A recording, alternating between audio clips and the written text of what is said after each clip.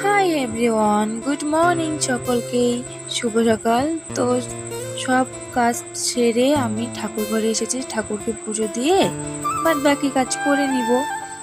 তো আমার পুজো দেওয়া কমপ্লিট। তো আমার মেয়ে বলছে, মা আমি আজকে গোলা রুটি খাবো।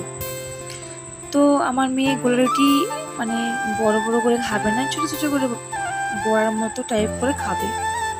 তো ভাবলাম মেয়ের জন্য বানিয়েই দিই এটা। আর বাচ্চা মানুষ মানে ছোট বাচ্চা যে চায় খেতে চায় ওদেরকে দেওয়া উচিত। আর আমার মেয়ে ভাত বেশি খেতে চায় না, তার জন্য এসব দিতে হয় পেটটা ভরা রাখার জন্য।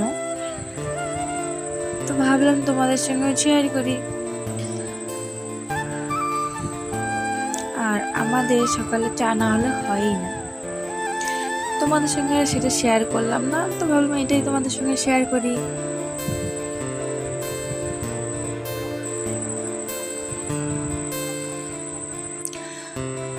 আমি আজকে জমিতে গেছি, জায়গা থেকে আমাদের একটা কলা গাছে কলা বেরিয়েছে।